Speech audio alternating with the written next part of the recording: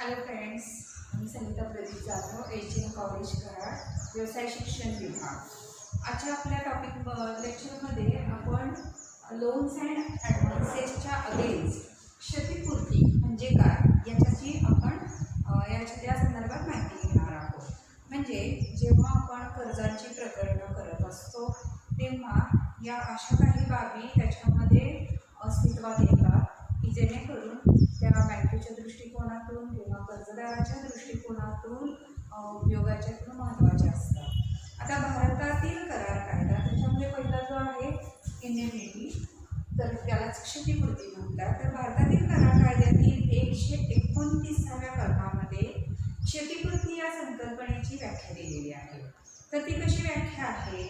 एखाद्या व्यक्तीने स्वतःच्या वर्तणुकीमुळे किंवा इतरांच्या वागणुकीमुळे होणाऱ्या नुकसानीची भरपाई देण्याच्या करारपत्रास क्षतिपूर्ती असे म्हणतात। म्हणजे जेव्हा एखाद्या व्यक्तीचे त्याची स्वतःची वर्तणूक असेल किंवा इतरांच्या वर्तणुकीमुळे जे काही आर्थिक नुकसान होईल त्या नुकसानीस जे नुकसान होतं त्या नुकसानीला क्षतिपूर्ती करार असे म्हटलं जातं। या करारामध्ये दोन पक्ष असतात।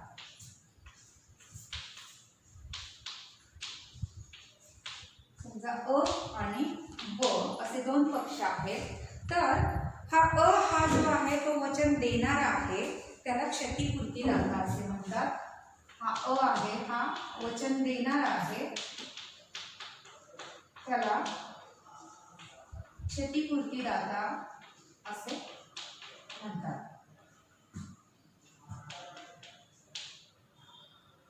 आणि ब आहे, हा वचन घेणारा आहे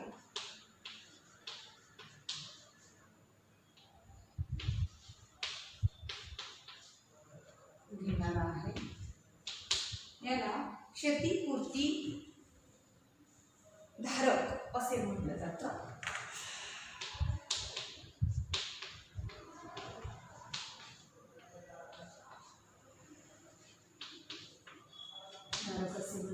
म्हणजे या ज्या क्षतिपूर्ती करारामध्ये हे जे दोन पक्ष आहेत त्याच्यामध्ये एक वचन देणारा आणि दुसरा वचन घेणारा असतो।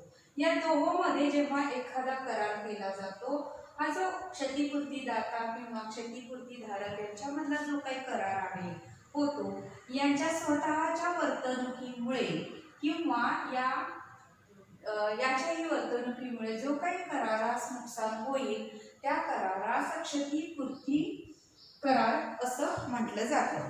आणि याच्यामध्ये जे काही बँकेचं नुकसान होतं किंवा याच्यामध्ये गैरव्यवहार होतात आणि त्याच्यामध्ये बँकेचं जर नुकसान झालं तर ते न स्वीकारल्यास क्षतिपूर्तीचा करार अस्तित्वात येतो। म्हणजे फॉर एक्झाम्पल बँकांमध्ये काही वेळेस गैरव्यवहार होतात तेव्हा एखाद्या व्यक्तीनं वचन दिलेलं आहे, दुसऱ्या व्यक्तीनं वचन घेतलेलं आहे, हे करत असताना जर या अने जर स्वीकारलं की बाबा ही नुकसान भरपाई माझ्याकडून झाली किंवा नजर चुकीने झाली असेल तर तिथं हा करार अस्तित्वात आला जातो।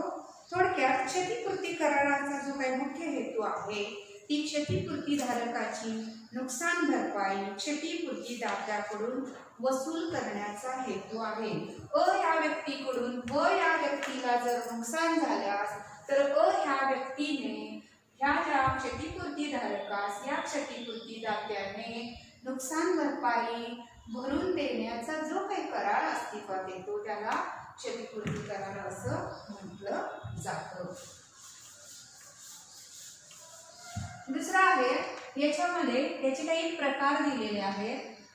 दुसरा आहे हमी आहे, यालाच आपण गॅरंटी असं म्हणतो। म्हणजेच व्यापारी बँकेच्या कर्ज व्यवहारामध्ये हमी हा एक प्रतिभूतीचा प्रकार आढळतो। म्हणजे आपण एखाद्या अनेक वेळा आपण ऋणकोजवळ योग्य प्रकारची योग्य प्रमाणामधली प्रतिभूती नसते, त्यामुळे बँकेकडून कर्ज मिळवण्यामध्ये अडचण निर्माण होते। तेव्हा अशा परिस्थितीमध्ये कर्ज देताना मूर्त प्रतिभूतीला पर्याय म्हणून किंवा पूरक म्हणून ऋणकोकडून कर्जाच्या हमीचा आग्रह बँका धरीत असतात।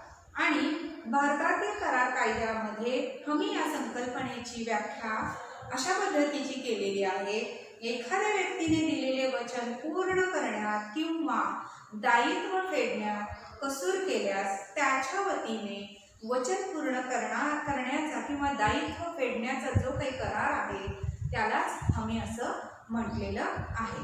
म्हणजे एखाद्या व्यक्तीला बँकेमध्ये कर्जाची आवश्यकता आहे आणि त्याच्याजवळ पुरेसं असं प्रतिभूती नाहीये आणि अशी प्रतिभूती नसल्या कारणामुळे त्याला कर्ज देण्यास अडचण येत असेल तर एखाद्या व्यक्तीनं त्याचं दायित्व फेडण्याचं जे काही हमी दिलेली आहे तेव्हा हा हमी करार सुद्धा अस्तित्वात येतो. तात्पर्य काय तर बँकेच्या ऋणकोनं जी काही कर्जाची परतफेड करायची आहे, ऋणको म्हणजे काय, कर्जदार,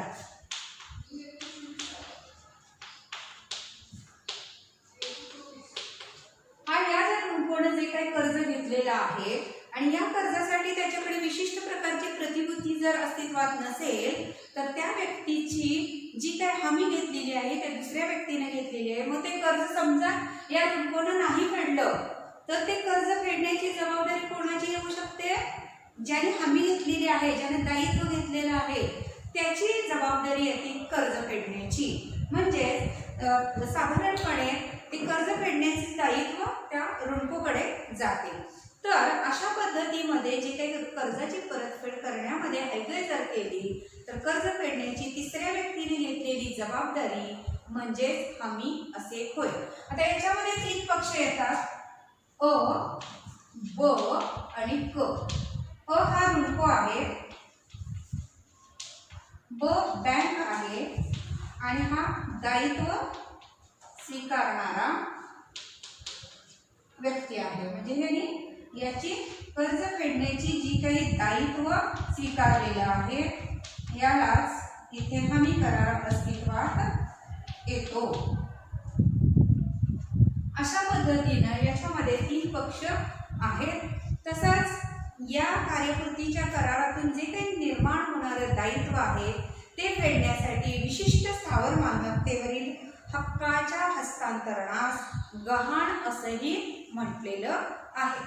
म्हणजे आता या व्यक्तीचं जेव्हा ही व्यक्ती कर्ज फेडण्यास असमर्थ असते तेव्हा या व्यक्तीनं जर या व्यक्तीचं कर्ज फेडण्यासाठी याच्या काही गोष्टी गहाण ठेवल्या तर तिथं हा गहाण कायदा अस्तित्वात येतो.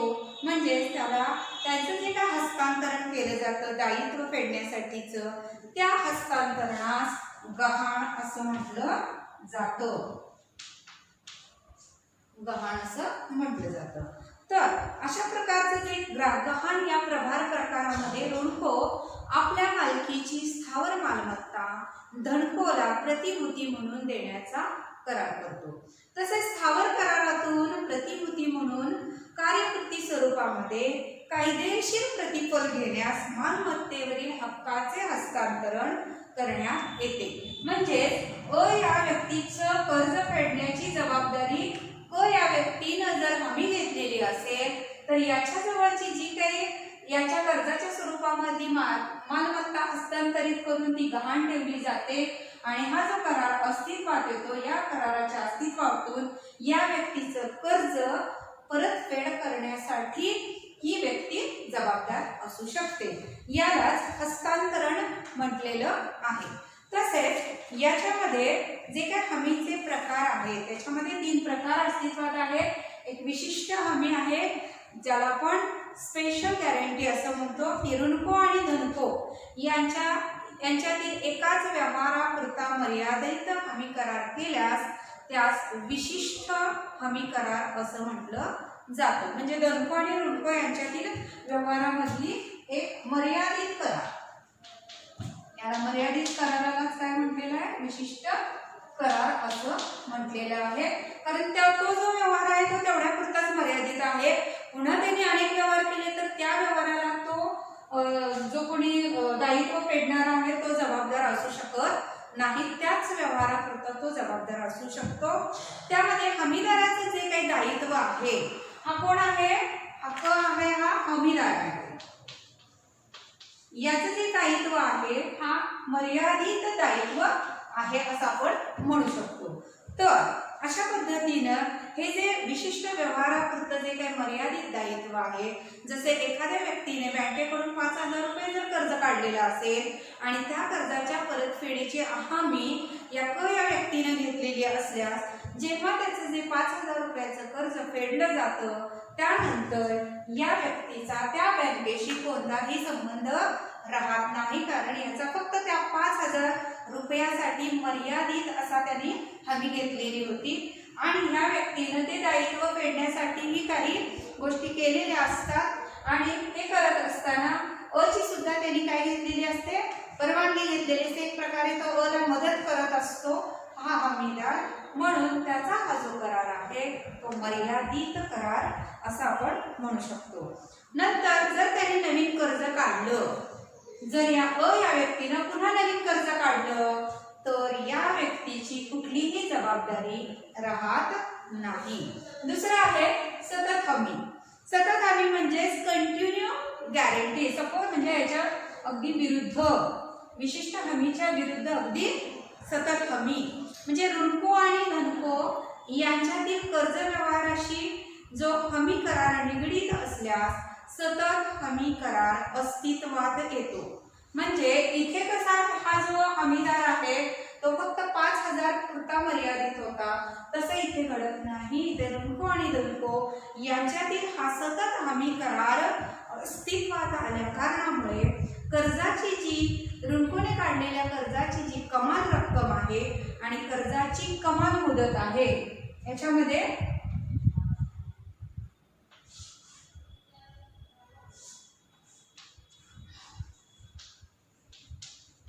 कमाल रक्कम आणि कमाल मुदत, इथे जास्तीत जास्त कर्ज दिलेलं आहे आणि जास्त कर्जाची मुदत सुद्धा आहे त्याच्यामध्ये।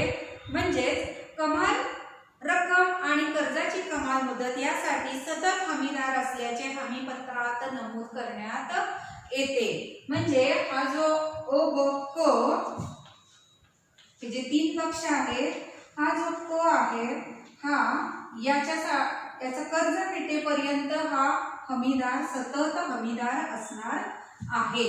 तर अशा पद्धतीने याची जी कमाल रक्कम आहे किंवा कमाल मुदत आहे, जोपर्यंत ही रक्कम फेडत नाही तोपर्यंत हा या अच्या रक्कम फेडण्यासाठी सुद्धा जबाबदार असू शकतो। समजा अने कर्ज फेडलं नाही तर बँक हा हमीदार असल्यामुळे याच्याकडून वसूल करू शकतो, कारण तो कायद्याने हमीदार आहे अचा। तर समजा या व्यक्तीने बँकेकडून 25,000 रुपये कर्ज किंवा कॅश क्रेडिट घेतलेले आहे आणि या कर्जासाठी व्यक्ती हमीदार आहे, तेव्हा कर्ज काढल्यापासून 1 वर्षाच्या कालावधीमध्ये 25,000 पर्यंतचा जो व्यवहाराची जी जोखीम आहे हमीदाराने स्वीकारलेली आहे, या व्यक्तीने स्वीकारलेली आहे। तर हे 25,000पेक्षा जास्त आणि 1 वर्षानंतरच्या कर्ज व्यवहारांना हमीदार जबाबदार नसतो। कमाल रक्कम आणि कमाल मर्यादा कमाल मुदतीसाठी तो जबाबदार असतो। हमी करार हा पुढील परिस्थितीमध्ये संपुष्टात येतो। काही वेळेमध्ये करार कायद्यातील 130व्या कलमान्वये संबंधित हमीदाराने पुढील व्यवहारास आपण जबाबदार राहणार नसल्याची सूचना बँकेला दिल्यास सतत हमी करार हा संपुष्टात येतो। म्हणजे जो काय हा हमीदार आहे या हमीदाराने या ऋणकोशी व्यवहार करत असताना बँकेला जर तसं लिहून दिलेलं असेल तर समजा या व्यक्तीने 25,000 रुपये कर्ज घेतलेलं आहे आणि हे 25,000 रुपये कर्जासाठीच मी फक्त हमी घेतलेली आहे, या पुढील कालावधीमध्ये जर त्यांनी कर्ज घेतलं तर ते कर्ज फेडण्यास मी पात्र नाही किंवा मी जबाबदार नाही असं जर लिहून दिलेलं असेल तर हा हमी करार 1 वर्षानंतर बरोबर आपोआप संपुष्टात येतो। दुसरं असं आहे की करार कायद्यातील 131व्या कलमान्वये संबंधित हमीदाराचा मृत्यू झाल्यास त्या दिवसापासूनच्या कोणत्याही दायित्वाची हमीदारावर जबाबदारी नसते। इतकेच नव्हे तर हमीदाराच्या मृत्यूची सूचना बँकेला देण्याची आवश्यकता सुद्धा नसते। म्हणजे हा करार या ज्या जबाबदारी राहत नाही. तिसरा आहे संयुक्त आणि एकत्रित हमी. तर या हमीमध्ये सुद्धा ऋणको आणि धनको यांच्यातील कर्ज व्यवहारास 2 किंवा अधिक व्यक्तींनी हमी दिल्यास तसा करार केल्यास संयुक्त किंवा एकत्रित हमी करार असं म्हटलं जातं.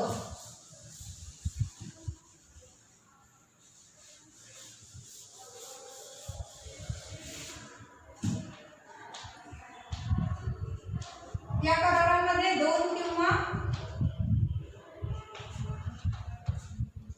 अधिक व्यक्तींनी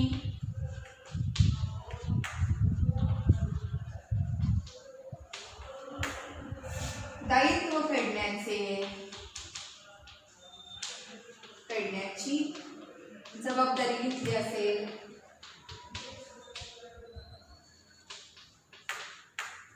असेल तर हा संयुक्त हमी अशी होऊ शकते किंवा एकत्रित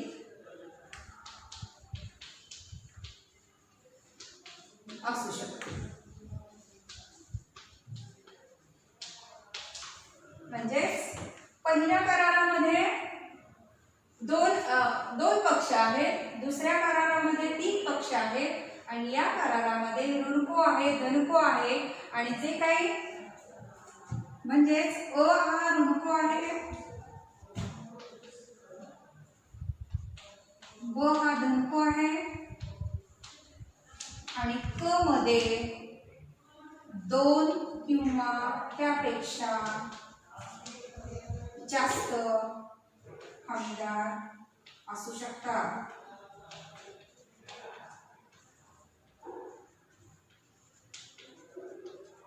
तेव्हा हा संयुक्त एकत्रित हमी कायदा अस्तित्वात येतो.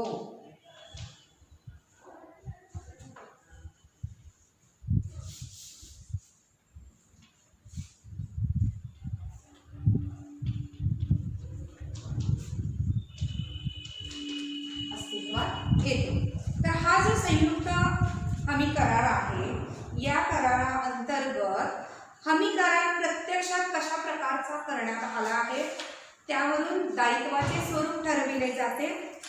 परंतु हमी करारामध्ये प्रत्येक हमीदाराचे दायित्व कोणत्या प्रकारचे आहे त्याविषयी स्पष्ट उल्लेख केलेला असतो.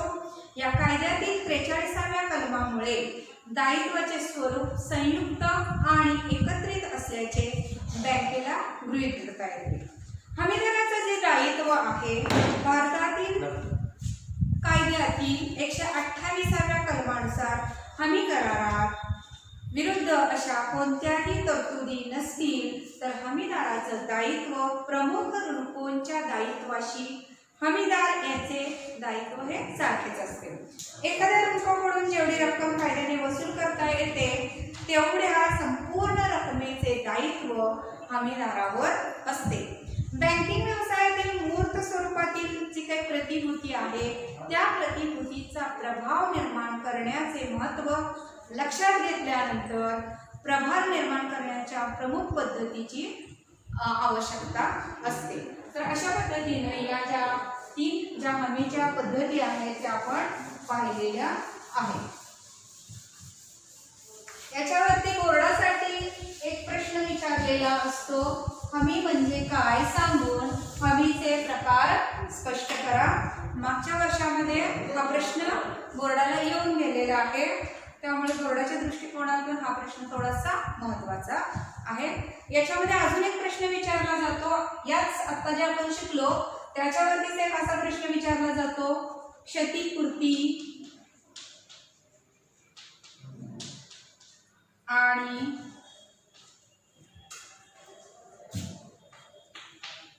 हमी करार यांच्यातला फरक स्पष्ट करा. हाही प्रश्न बोर्डासाठी विचारला जाऊ शकतो. म्हणजेच याच्यामध्ये आपण जे काय आता 2 प्रश्न घेतलेले आहेत ते टिपा लिहासाठी उपयोगी पडू शकतात. जसं की क्षतिपूर्ती फक्त विचारली जाईल टिपा लिहासाठी 3 मार्कासाठी आणि दुसरा आहे हमी, नुसतं विचारलं जाईल 3 मार्कासाठी. परत हाच प्रश्न फिरवून तुम्हाला असा विचारला जाईल, थोडासा मोठा प्रश्न विचारला जाईल, हमी म्हणजे काय सांगून हमीचे प्रकार स्पष्ट करा, थोडक्यात उत्तरे लिहा. या अंतर्गत तुम्हाला हा प्रश्न विचारला जाऊ शकतो. तसेच याच्यावरच अजून एक प्रश्न कसा विचारला जाऊ शकतो, क्षतिपूर्ती आणि हमी करार याच्यातील फरक स्पष्ट करा. किमान 4 ते 5 मुद्दे आपण लिहिणार आहोत आणि या 4 ते 5 मुद्द्यांना 4 ते 4 मार्क आपल्याला मिळणार आहेत बोर्डाच्या नियमानुसार. तर हमी करार आणि क्षतिपूर्ती करार याच्यातला फरक, क्षतिपूर्ती करार म्हणूया आपण इथे सुद्धा, हाही एक करार निर्माण होतो. या दोन्हीतला फरक आपल्याला बघायचा आहे. तर क्षतिपूर्ती करार जो आहे, एखाद्या व्यक्तीने स्वतःच्या वर्तणुकीमुळे किंवा इतरांच्या वागणुकीमुळे होणाऱ्या नुकसानीची भरपाई देण्याविषयीच्या करारास क्षतिपूर्ती करार असे म्हटले जाते. म्हणजे पहिला मुद्दा कोणता आहे, व्याख्या. इथे पण काय देणार आहोत आपण, पहिला मुद्दा व्याख्या. या दोन्हीच्या व्याख्या आपल्याला दिल्या तर 1 मार्क आपल्याला सहज मिळू शकतो. म्हणजे क्षतिपूर्ती कराराची व्याख्या आपल्याला अशी करता येईल, एखाद्या व्यक्तीने स्वतःच्या वर्तणुकीमुळे किंवा इतरांच्या वागणुकीमुळे होणाऱ्या नुकसानीची भरपाई देण्याविषयीच्या करारास क्षतिपूर्ती करार असे म्हणतात. दुसरी जी व्याख्या आहे हमी कराराची, एखाद्या व्यक्तीने दिलेले वचन पूर्ण करण्यात किंवा दायित्व फेडण्यास कसूर केल्यास त्याच्या वतीने पूर्ण करण्याचा किंवा दायित्व फेडण्याचा जो काही करार निर्माण होतो त्याला हमी करार असं म्हटलं जातं. आता याच्यामध्ये दुसरा मुद्दा आपण काय लिहू शकतो, पक्ष किती असतात बाबा याच्यामध्ये, यात किती पक्ष असतात आणि यामध्ये किती पक्ष असतात असं सुद्धा आपण लिहू शकतो.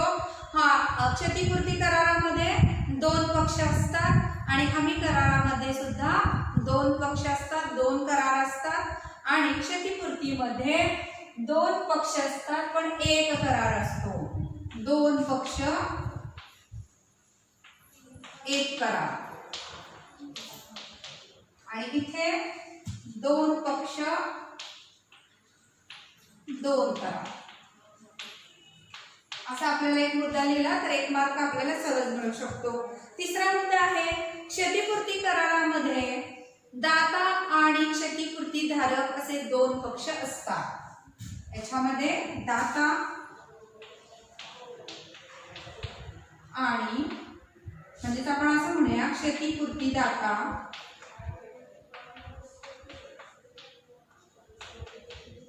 आणि क्षतिपूर्ती धारक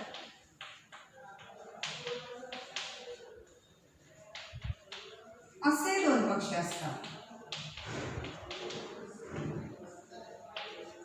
असं आपण लिहू शकतो. आणि हमी करारामध्ये ऋणको आणि धनको असे 2 घटक असतात. याच्यामध्ये ऋणको आणि धनको असे 2 पक्ष असतात, असं आपण लिहू शकतो.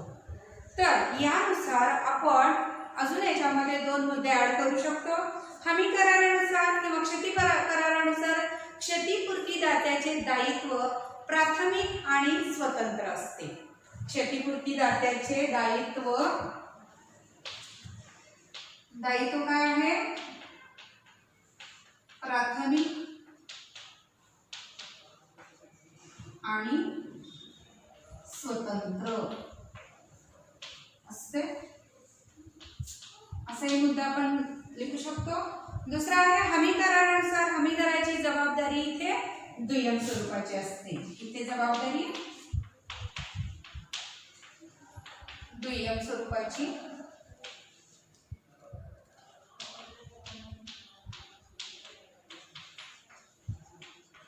असते. आता हे जे 4 मुद्दे आहेत, हेच 4 मुद्दे आपण प्रश्न क्रमांक 5 मध्ये विचारला जाणारा फरक स्पष्ट करा बोर्डाच्या परीक्षेमधला, त्याच्यामध्ये एकूण 3 फरक स्पष्ट करा विचारलेले असतात आणि क्षतिपूर्ती आणि हमी करार हाही प्रश्न विचारला जर गेला तर 3 मार्कासाठी आपण 4 मुद्दे लिहू शकतो. तर साधारणपणे तुमचे 4 मुद्दे असे असावेत. इथे तुम्ही घटकाचं नाव लिहा, एक ओळ सोडा, नंतर त्याचे स्पष्टीकरण करा, एक ओळ सोडा, नंतर बाकीचे 3ही मुद्दे असे व्यवस्थित लिहा, त्याला थोडासा व्यवस्थित चौकोन करा, जेणेकरून तुमचं त्या उत्तराचं प्रेझेंटेशन व्यवस्थित असल्या कारणाने तुम्हाला पैकीच्या पैकी 3 पैकी 3 मार्क तिथे मिळण्याची संधी आहे. धन्यवाद.